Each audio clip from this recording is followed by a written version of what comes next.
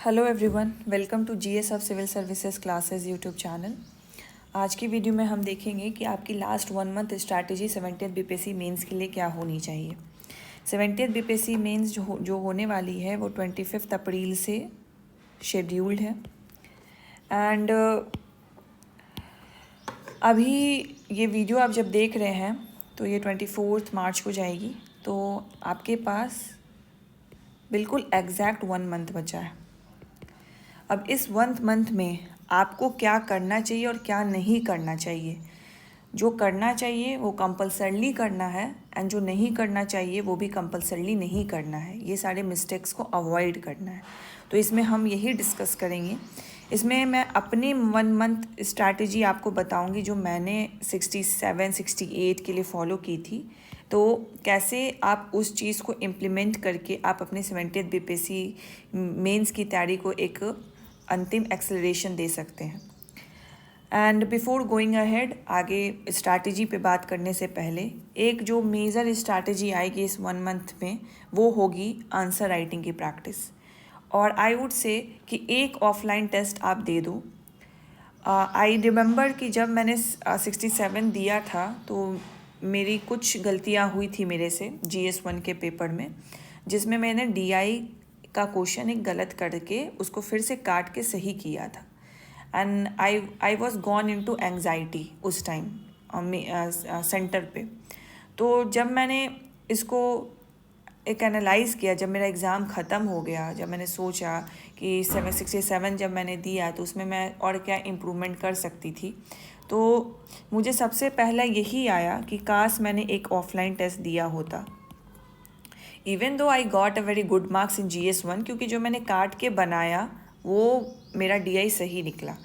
लेकिन जो उस वाली जो फीलिंग से जो मैं गुजरी थी कि जा मैंने DI ही गलत कर दिया, GS1 में तो मेरे अच्छे खासे स्कोर आ सकते थे, तो उस टाइम की फीलिंग अलग थी। फिर भी मेरी जो प्रैक्टिस इतनी अच्छी थी कि वो जो मैंने गलती की, मैंने जो 20-25 मिनट बर्बाद किए अपने, वो मेरी हिस्ट्री और करंट अफेयर्स में उसका प्रभाव नहीं दिखा, उसका इफ़ेक्ट नहीं दिखा, और मैंने हिस्ट्री और करंट अफेयर्स में अच्छा कंटेंट लिख के आ गई क्योंकि मेरी प्रैक्टिस बहुत अच्छी हो रखी थी। But one thing that I miss in both 67 and 68 is the offline examination. तो एक ऑफलाइन टेस्ट तो बिल्कुल ही देना चाहिए। यू कैन गिव 2, एटलीस्ट 2 तो दीजिए, एट मोस्ट 2 दीजिए, नॉट एटलीस्ट 2 तो दीजिए, उससे ज़्यादा देने की ज़रूरत नहीं है। बट अगर आपके पास टाइम की कटौती है कि हाँ ऑब्वियसली आप 1 घंटा सेंटर पे जाओगे, वहाँ 3 घंटा एग्ज़ाम दोगे, फिर 1 घंटा आपको लगेगा, तो उस दिन का थोड़ा सा शेड्यूल आपका बिगड़ जाएगा। तो आई वुड से एक ऑफलाइन टेस्ट तो दीजिए आप। तो उसी को ध्यान में रखते हुए जो मैंने गलती की थी, जो मैंने महसूस किया था कि वो मुझे देनी चाहिए थी, तो GS सब की तरफ से ऑफलाइन मॉक टेस्ट होने वाला है, जिसका हमने नाम रखा है अंतिम प्रहार। ये आपका लास्ट सोवर्ड होगा जो आपको यूज़ करना है 70th बीपीएससी मेंस के लिए। तो दैट्स द नेम सिग्निफाइज। और अंतिम प्रहार में बिल्कुल बीपीएससी जैसा रियल एग्ज़ाम में इन्वायरमेंट क्रिएट करके देती है, जो प्रोसीजर वो फॉलो करती है, हम डिक्टो वही प्रोसीजर फॉलो करेंगे। मुझे एक्सपीरियंस है 67, हाँ मुझे एक्सपीरियंस है 67, 68 एंड 69th बीपीएससी मेंस का। तो आई नो द प्रोसीजर कि क्या होता है उसके अंदर एंड कौन कौन प्रोसेस से वो जाते हैं। एक कैंडिडेट जाता है, फिर उसके बाद वो टेस्ट लिखता है। तो आई वुड से कि अगर आप एक ऑफलाइन टेस्ट देना चाहते हो तो देन चूज़ GS हब, ठीक है। And you will get to know in detail कि क्या क्या प्रोसीजर रहेगा।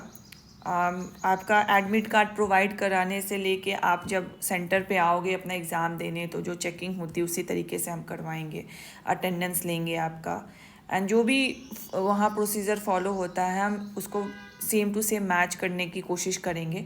एंड आई वुड से कि जो क्वेश्चन पेपर होगा, क्वेश्चन पेपर का फॉर्मेट तो है सेम होगा ही ऑब्वियसली, जो आंसर बुकलेट भी रहेंगे वो भी सेम रहेंगे, जो नंबर ऑफ़ पेजेस जो बीपीएससी प्रोवाइड करते आ रहा है अभी तक 68 और 69 में, उसी को फॉलो करते हुए हम आपको प्रोवाइड करेंगे। तो ये फील लेना रियल एग्ज़ाम से पहले ऑफलाइन में आके बिल्कुल सेम टू सेम, ये कहीं ना कहीं आपको पहले से प्रिपेयर कर देता है कि उस दिन भी आपको कौन सी प्रोसीजर फॉलो होगी। मे बी बायोमेट्री वगैरह चीज़, वो चीज़ हम नहीं इंक्लूड कर पाएंगे, वो एक चीज़ एक्स्ट्रा रहेगी आपके बीपीएससी में, लेकिन बाकी सब चीज़ आपको इंक्लूडेड मिलेगा इसमें। सेकंड, इसका एक और इम्पॉर्टेंट एस्पेक्ट ये हो जाता है कि जब आप अपने घर पे लिखते हो तो आप अपने कंफर्ट जोन में लिख रहे हो, आपका जो कंफर्ट एरिया है, स्टडी टेबल है, और उसमें भी टाइम की पाबंदी नहीं रहती है। 3 घंटे का एग्ज़ाम है तो कभी आप 2:50 में ही ख़त्म कर दोगे और एक क्वेश्चन छोड़ दोगे कि मन नहीं कर रहा है, या 3 घंटे का एग्ज़ाम है तो 3:10 कर दोगे, 3:15 कर दोगे। But this will not be the case in the real exam. Real exam में आपको 3 घंटा मतलब 3 घंटा से कम ही 2 घंटा 55 मिनट ही आपको मिलेंगे, और इसी में आपको कंप्लीट करना है। ऑलराइट, तो 3 घंटा ठीक है, 2 घंटा 55 मिनट आपको मिलेंगे, और इसी में आपको अपने पेपर को फिनिश करना है। आपको अपना बेस्ट अटेम्प्ट देना है और कोई भी क्वेश्चन नहीं छोड़ना है। तो ये भी प्रैक्टिस करने के लिए आप ऑफलाइन दोगे तो वो ज़्यादा बेटर रहेगा। तो बेसिकली वाई ऑफलाइन टेस्ट, मैंने सारे एस्पेक्ट्स इसके कवर कर दिए कि आपको क्यों ऑफलाइन टेस्ट देना चाहिए। एक तो इन्वायरमेंट चेंज होगा आपका, आप घर में बैठ के जो आराम से दे रहे थे वो अब आप सेंटर पे जाके दोगे, वो इन्वायरमेंट में दोगे। तो इसलिए टाइम मैनेजमेंट, यस 3 घंटा है तो मतलब 3 घंटे में ही आपको पेपर कंप्लीट करना है, सारे क्वेश्चंस को अटैम्प्ट करना है, एक भी क्वेश्चंस नहीं छोड़ना, और अपना बेस्ट अटैम्प्ट दे के आना है। Experience real exam like feeling before, जो रियल एग्ज़ाम वाला थोड़ा सा जो प्रेशर वहाँ पे फील होता है, थोड़ा नहीं बहुत प्रेशर फील होता है, उसका एटलीस्ट 60-70% आप फील कर लोगे, क्योंकि आसपास भी आपके बच्चे बैठे होंगे, एंड कहीं ना कहीं आप सबकॉन्शियसली उन पे भी ध्यान देते रहो कि वो कैसा लिख रहे हैं, और किसी ने DI फास्ट बना लिया, किसी ने DI नहीं बनाया, किसी ने DI फास्ट बना लिया, किसी ने DI लेट से बनाया, तो कहीं ना कहीं आपके भी दिमाग में वो चलता रहता है। ये बताने की ज़रूरत नहीं है, यू नो कि मैं क्या बोलना चाह रही हूँ आपको। Then test yourself, yes before the real exam, before the D-Day you want to test yourself कि आपने जो अभी तक तैयारी की है, are you able to implement that जब आपका रियल एग्ज़ाम होगा। एंड इसको टेस्ट करने का सबसे बढ़िया तरीका है कि एक ऑफलाइन टेस्ट दे दो आप। देन अब क्वेश्चन आता है कि वाई GS हब। देखिए, जो हम GS हब, आप कोई भी ऑफलाइन टेस्ट चूज़ कर सकते हैं, ठीक है, ये बेसिकली आपके प्रैक्टिस के लिए है। बट वाई GS हब, जो क्वेश्चन लेवल होगा वो BPSC के अकॉर्डिंग ही होगा, बिल्कुल।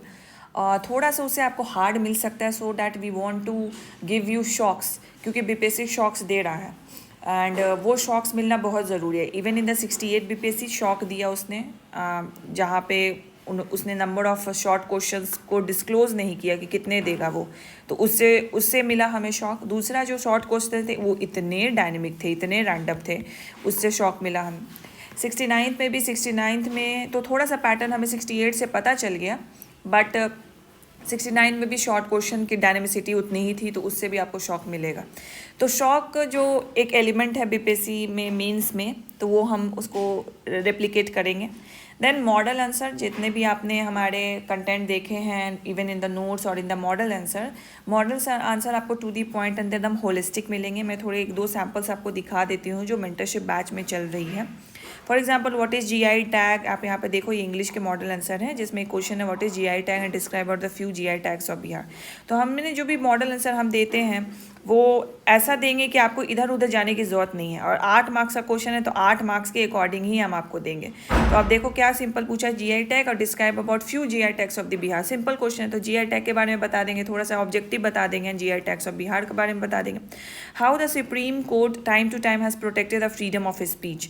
तो इसमें बेसिकली सुप्रीम कोर्ट के इंटरवेंशंस की बात करी है, तो जिसमें जजमेंट का होना बहुत ज़रूरी है। तो हमने यहाँ पे लैंडमार्क जजमेंट बताया on the freedom of speech, और कैसे इसके थ्रू सुप्रीम कोर्ट ने हमारे फ्रीडम ऑफ स्पीच को प्रोटेक्ट किया है, तो आपको यहाँ पे जजमेंट मिल गया।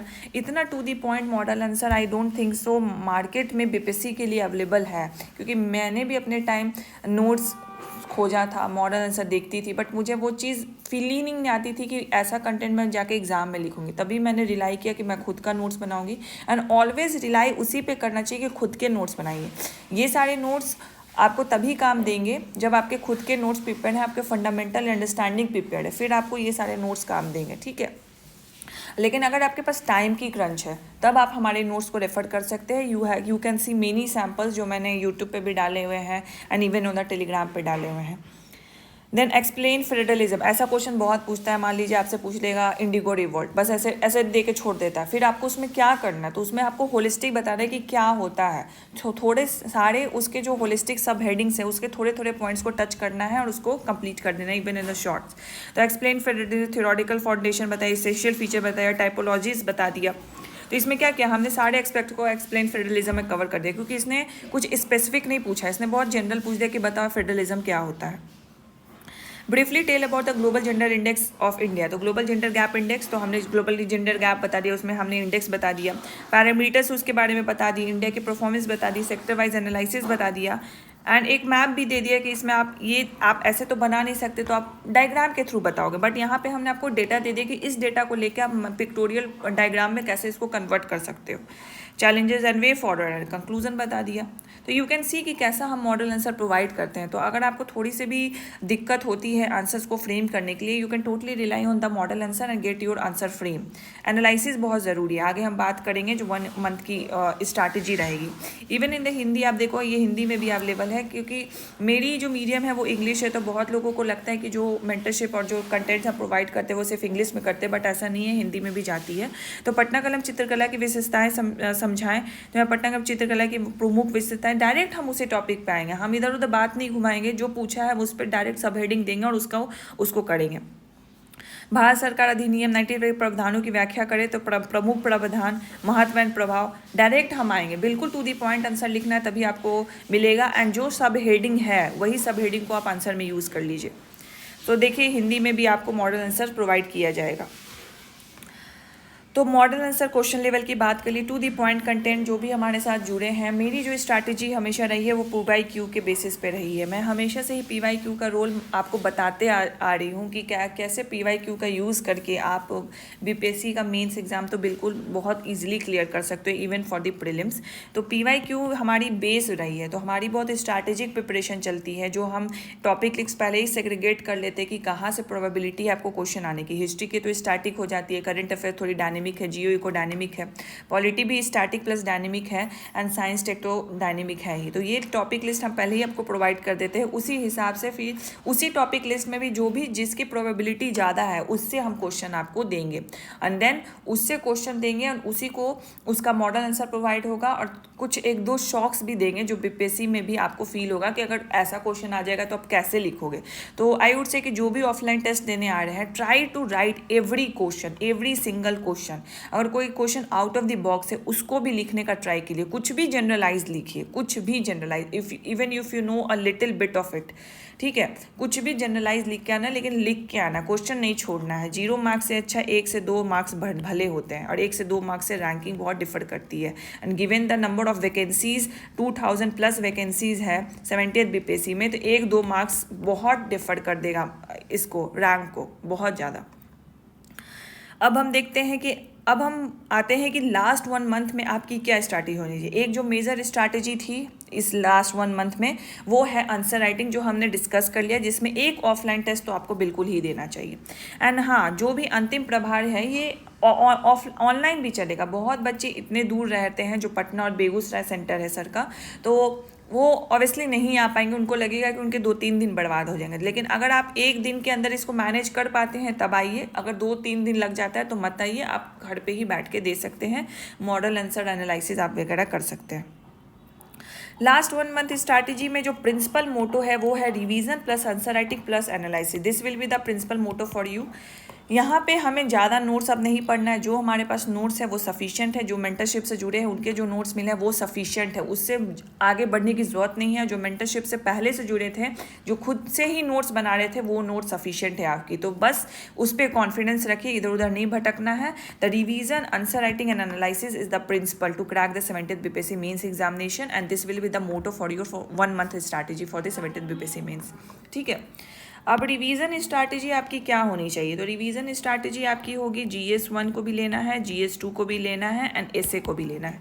तो GS1 history, current affairs, GS2 geo eco, polity and science tech. एक दिन में, वन डे में एटलीस्ट 3 सब्जेक्ट्स को लेके चलिए, उसको डिवाइड कर लीजिए। आप अभी आई वुड से कि आप 9 घंटा पढ़ रहे हैं, लाइब्रेरी पढ़ रहे हैं, अपने रूम पे भी पढ़ रहे हैं, जो दिन की आपकी है 9 घंटे में 3 आवर्स 3 आवर्स 3 आवर्स डिवाइड कर लीजिए। अब मान लीजिए हिस्ट्री बहुत लोगों की अच्छी होती है, तो हिस्ट्री को हम थोड़ा कम वेटेज देंगे क्योंकि मेरा वो उसमें रिवीजन अच्छा खासा है। तो हम पहले करंट अफेयर्स को रिवाइज कर लेंगे, जियो को रिवाइज कर लेंगे, एंड पॉलिटी वो रिवाइज कर लेंगे, ये हम रिवाइज करेंगे। और इसके भी टॉपिक्स हम लिख के रखेंगे कि हमें कौन सा रिवाइज करना है, ठीक है। तो फॉर एग्जाम्पल मान लीजिए मेरा 24 मार्च का मैंने अपना टू डू लिस्ट बनाया, स्टडी टू डू लिस्ट बनाया कि मुझे आज क्या करना है। तो मुझे पता है कि मुझे करंट अफेयर्स रिवाइज करना है। करंट अफेयर्स में मैंने मान लीजिए रख लिया, रिलेशंस वाले रख लिए कि रिलेशंस में मुझे आज पढ़ना है कि इंडिया यूएई का रिलेशन पढ़ना है, इंडिया रशिया का रिलेशन पढ़ना है। दूसरा मुझे पढ़ना है कुछ इंडेक्सेस पढ़ने हैं, तो इंडेक्सेस में मैंने रख लिया ग्लोबल जेंडर गैप इंडेक्स पढ़ना है, हंगर इंडेक्स पढ़ना है, ये रख लिया। फिर सेकंड मैंने रख लिया कि पॉलिटी भी मुझे आज रिवाइज करना है, तो पॉलिटी में मैंने रख लिया फंडामेंटल राइट्स करना है, डीपीएसपी करना है, प्रेसिडेंट करना है, एंड मुझे करना है प्रियम्बल करना है। तो ये मैंने लिख लिया। थर्ड मुझे करना है जीओई को आज रिवाइज करना है, तो जीओई को में मुझे पूरा एग्रीकल्चर करना है। अब एग्रीकल्चर एक सिंगल टॉपिक तो है नहीं, इसके अंदर बहुत सब टॉपिक्स है।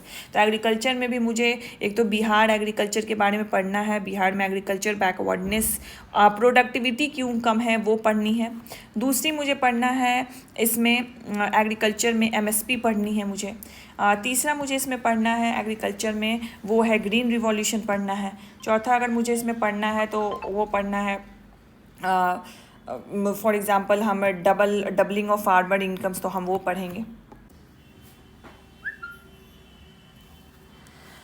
जैसे ही आपने ये सारे टू डू लिस्ट बना लिए, अब इन्हीं सारे टॉपिक्स को आपको रिवाइज करना है। तो आप इसको डिवाइड कर लीजिए कि 2 से ढाई घंटे में आप सीए करंट अफेयर्स रिवाइड करेंगे, 3 घंटे में ये करेंगे, जियो इको को 3 घंटे में करेंगे।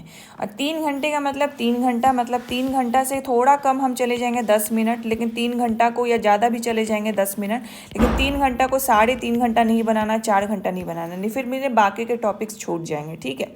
एंड जो थोड़ा बहुत पेंडिंग होगा उसको हम ट्राई करेंगे कि एंड ऑफ द डे में हम इसको रिवाइज कर लेंगे, पेंडिंग टॉपिक्स को, ठीक है। तो ये आपका शेड्यूल होना चाहिए, किस तरीके से आपको सारे सब्जेक्ट को लेके अभी रिवाइज करना है। 1 महीना is more than sufficient to revise all the topics of every subject. ऐसे के लिए सबसे बेस्ट स्ट्रैटेजी ये है कि अभी तक आई होप आपने ड्राफ्ट्स बना लिए होंगे। अगर नहीं बनाए हैं तो you have the conventional list of topics जो मैंने शेयर किया था, उस टॉपिक्स पे आप ऐसे की ब्रेन स्टॉर्मिंग कीजिए और ड्राफ्ट बनाइए। 1-2 ड्राफ्ट मेरे टेलीग्राम चैनल पे मेरे पड़े होंगे, तो उससे आप रेफ़र ले सकते हैं कि किस तरीके से ड्राफ्ट बनाना है। जो मेंटरशिप से जुड़े हैं उनको तो पूरी ड्राफ्ट ही हमने दे दी है, जो भी टॉपिक्स मैंने बनाए थे, तो उनसे आप रेफरेंस लीजिए और अपनी ड्राफ्ट प्रिपेयर कीजिए। ये जैसे ही आप ये ड्राफ्ट प्रिपेयर करेंगे, देन राइट 1 essay। तो देखिए डेली तो 1 essay पॉसिबल आप कर सकते हैं तो बहुत अच्छी बात है, नहीं कर सकते तो व्हाट यू कैन डू, एक दिन ड्राफ्ट कीजिए, एक दिन essay लिखिए। आपने आज ड्राफ्ट किया विमेन पे, तो उसी पे लिख दीजिए, विमेंस पे भी एक दिन ऐसे लिखिए। एंड ट्राई टू सी और match with the toppers copy. मेरी कॉपी है, इवन और भी कॉपीज़ मैंने अपने टेलीग्राम पे अपलोड किए हैं, इवन द यूपीएससी टॉपर की कॉपी से मैच कीजिए। अब सेम ऐसे की टॉपिक तो मिलेगी नहीं, लेकिन थीम तो मिल जाएगा। फॉर एग्जाम्पल आपने विमेंस पे लिखा है, तो विमेंस पे ऐसा थोड़ी है कि आपकी इंटरप्रिटेशन कुछ और होगी, किसी और की दूसरी होगी, बट वुमेंस के थीम पे आपको यूपीएससी के टॉपर्स कॉपी बहुत मिल जाएंगे जो टेस्ट सीरीज वो लोग देते हैं। तो उनसे आप ट्राई देखिए कि कैसे वो फ्लो मेंटेन कर रहे हैं, कैसे कौन से कोड्स कहाँ डाल रहे हैं, इससे आपकी इम्प्रूवमेंट होगी। यहाँ पे कोई आपको स्पून फीडिंग नहीं करेगा, आपको डायरेक्शन दिया जा रहा है, आपको कंटेंट दिया जा रहा है, काम आपको करना है, इम्प्रूवमेंट आपको करनी है, राइट।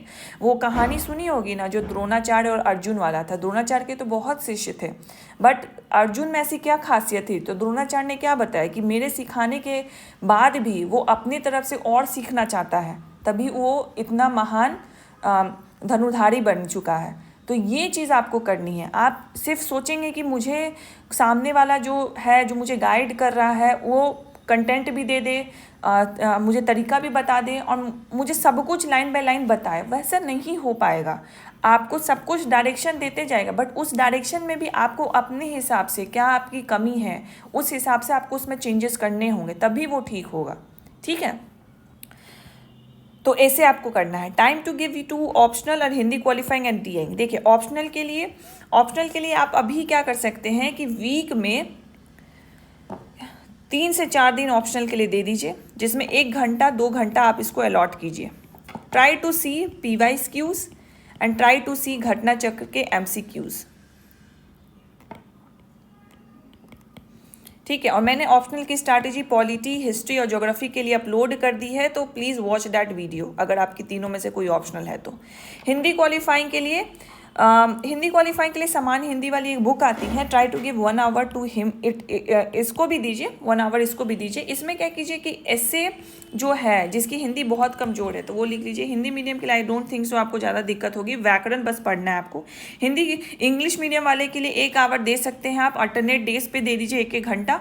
तो उससे क्या होगा कि सेग्रीगेट कर लीजिए, मुहावरा पूछता है, उपसर्ग अपसर्ग पूछता है, पर्यायवाची शब्द पूछता है, विलोम शब्द पूछता है, संधि भी पूछता है एंड समास भी पूछता है एंड ऐसे भी पूछता है। तो हम क्या करेंगे, डिवाइड कर लेंगे। एक दिन मुहावरा पढ़ेंगे और जो मुहावरा बार बार रिपीट किया है, PYQs देखिए वही मुहावरा वो बार बार रिपीट करता है तो उसकी प्रोबेबिलिटी ज़्यादा है। तो PYQs को एक जगह बना के हम रख लेंगे और समान हिंदी की एक छोटी सी पतली सी किताब होती है उसको, उससे मुहावरा पढ़ते रहेंगे।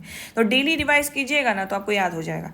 देन DI तो आई वुड से कि 1 घंटा इसको डेली दीजिए and try to solve 2 DI। 1 घंटा मैं ज़्यादा बता रही हूँ, उसको रिड्यूस करके आपको 40 मिनट्स करना है। 40 to 45 minutes is enough to complete the 2 DI। तो इतना मिनट में आप DI अच्छे से कर लेते हो, मतलब आपकी 190 प्लस आ जाएगी मार्क्स, 190 आ जाएगी आपकी GS1 में मार्क्स, कंसिडरिंग कि जो हिस्ट्री और CA का जो है उसमें मार्किंग गिरे नहीं। तो मार्किंग गिरेगी तो सबके लिए नहीं गिरेगी, लेकिन DI में 72 आउट ऑफ 72 तो आ जाएगा आपका। Answer writing till which date, अब 25 अप्रैल को आपका एग्ज़ाम होने वाला है, तो आई वुड से कि आंसर राइटिंग आप 20 अप्रैल तक तो करते रहिए। फुल लेंथ मत कीजिए, सेक्शनल कीजिए और ज़्यादा रिवीजन कीजिए, बट 20 अप्रैल तक तो करिए ताकि वो प्रैक्टिस बनी रहे and you have that confident till last date. अगर मैं बताऊँ तो अगर मेरी एग्ज़ाम 25 तक, मुझे अभी एग्ज़ाम की डेट याद नहीं आ रही है, तो मैंने 1 दिन पहले तक आंसर राइटिंग किया था, सेक्शनल ही किया था लेकिन किया था, सो डैट वो जो कॉन्फिडेंस मैंने अभी तक बिल्ड करके रखा है वो लास्ट दिन ना टूट जाए। मेरे साथ ऐसा होता था कि कुछ मिसिंग लगता था, मेरे को फोमो जैसा लगता था कि आज मैंने आंसर राइटिंग नहीं किया है, तो इसीलिए मैंने आंसर राइटिंग किया था। ये वैरी करता है person to person, but I would suggest कि 20 अप्रैल तक तो सेक्शनल लिखते रहिए। डेली फुल लेंथ टेस्ट और नॉट, डेली फुल लेंथ अभी आप नहीं लिख सकते तो कोई बात नहीं, बट 1 वीक आप अच्छे से रिवाइज कर लीजिए, फिर उसके बाद डेली फुल लेंथ लिख सकते हैं आप, आराम से लिख सकते हैं, बस टाइम को मैनेज करना होता है। और इस 1 महीना में 10-12 घंटा पढ़ ही लोगे तो कोई दिक्कत नहीं होने वाली है। 10-12 घंटा ही पढ़ना है, 12 घंटा ही पढ़ना है। तो फिर ये 25 तारीख के जो एग्ज़ाम ख़त्म हो जाएगा, अप्रैल के बाद सो लेना, जितना इंस्टाग्राम चलाना होगा चला लेना, यूट्यूब चलाना होगा चला लेना, वेब सीरीज़ देखना होगा देख लेना। 1 महीना पढ़ लो बहुत बढ़िया से, 12 घंटा पढ़ लो, कोई दिक्कत नहीं है। एकदम आंसर राइटिंग करो, रिवीजन करो, एनालिसिस करो। नोट्स बना हुआ है आपका, बना हुआ है तो बेस्ट है, मेंटरशिप से जुड़े हो, नोट्स है बेस्ट है। बस revision, analysis, answer writing, revision, analysis, answer writing, यही आपको करनी है। इस मोटो को मत भूलिएगा और ये करते रहिए, ठीक है। तो डेली फुल लेंथ टेस्ट लिख सकते हैं। अगर आपको लगता है कि बहुत ज़्यादा मुझे रिवीजन की ज़रूरत है तो डेली ना लिख के सेक्शनल लिखिए। एक दिन हिस्ट्री लिख लीजिए, एक दिन पॉलिटी लिख लीजिए, या मिक्स ही करके लिख लीजिए। फॉर एग्जांपल आपने 2-3 टॉपिक रिवाइज किया, ये किया ना आपने, करंट अफेयर्स, पॉलिटी, GOE को किया, इंस्टेंस ले रहे हैं, एक एग्जांपल ले रहे हैं, तो करंट अफेयर से एक क्वेश्चन ले लीजिए, पॉलिटी के फंडामेंटल राइट से एक क्वेश्चन ले लीजिए, GOE को से ले लीजिए। बट कुछ भी लीजिएगा तो एक सेक्शन लीजिएगा। फॉर एग्जाम्पल हिस्ट्री है तो हिस्ट्री में 5 हम शॉर्ट लेंगे एंड 2 लॉन्ग ये है ना, ये फॉर्मेट हो, तो इसमें आप मिक्स कर दें। 5 शॉर्ट है तो 5 में से 2 हिस्ट्री का डाल देंगे, 2 करंट अफेयर्स का डाल देंगे, एक पॉलिटी का डाल देंगे, 2 लॉन्ग में एक जियो इको का डाल देंगे, एक पॉलिटी का डाल देंगे। इस तरीके से मिक्स लीजिए, लेकिन वो फॉर्मेट को मत चेंज करिएगा।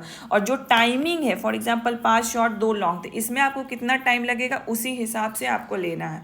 तो जैसे मैंने बताया था कि लॉन्ग आंसर में, ये मैंने बहुत बार इसको एड्रेस किया है कि लॉन्ग आंसर आपको 20 to 22 मिनट्स में लिख लेना चाहिए, एंड शॉर्ट आपको एक क्वेश्चन 5 से 6 मिनट में लिख लेना चाहिए। तो अगर हम ऐसे कैलकुलेट करें तो 5 क्वेश्चन मतलब 25 to 26 मिनट्स, एंड ये 2 क्वेश्चन आपके होंगे 40 मिनट्स के अराउंड।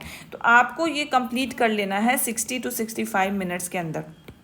मैक्सिमम आप 70 मिनट जा सकते हो, मतलब 1 घंटा 10 मिनट के अंदर आपको ये कंप्लीट कर लेना है। तो इस तरीके से आप टाइम मैनेज लेके चलेंगे और वो टाइमर लगा देंगे और फिर उसके बाद लिखेंगे, ताकि टाइमर बच जाए उससे पहले आपको कंप्लीट करना है। और अगर नहीं भी कंप्लीट हुआ तब भी छोड़ना है, सो डैट आपको वो रियलाइजेशन होगा कि टाइम हो गया फिर भी मेरा आंसर कंप्लीट नहीं हुआ, मतलब मेरा एग्जाम में क्वेश्चन छूटेगा। I have to increase the speed, I have to revise more so that I can recall faster.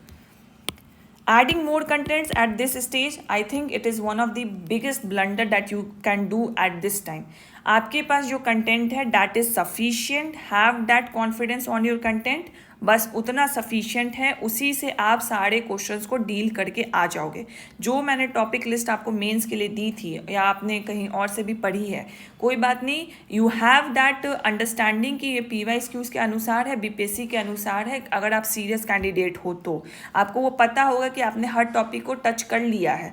और मेंस ये सिविल सर्विसेज एग्ज़ाम ऐसा है कि आप हर टॉपिक को कभी टच नहीं कर सकते। तो हर टॉपिक का मतलब सिलेबस प्लस PYQs को ध्यान में रखते हुए जो भी प्रोबेबल टॉपिक्स है वो मैंने कर लिए हैं, मैं उस टॉपिक्स की बात कर रही हूँ।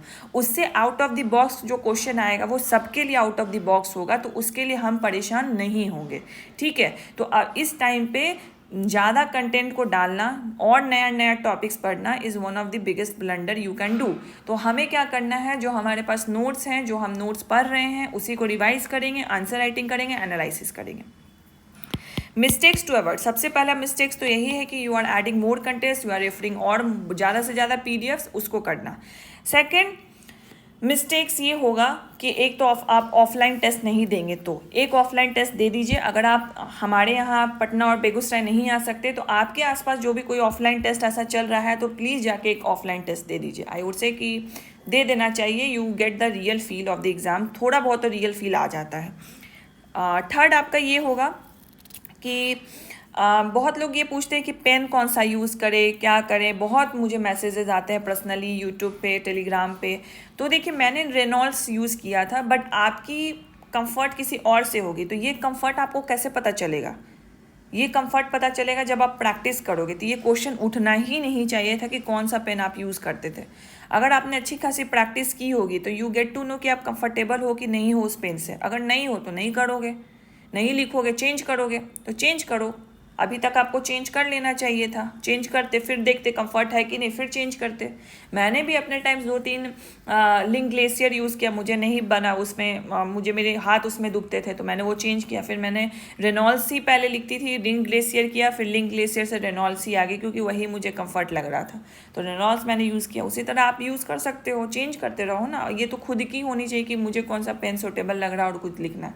तो प्रैक्टिस ज़्यादा आपको करनी है, रिवीजन करना है, सारे सब्जेक्ट को टच करना है। ऐसा नहीं कि हम बस हिस्ट्री रिवाइज करेंगे, GOE को रिवाइज करेंगे।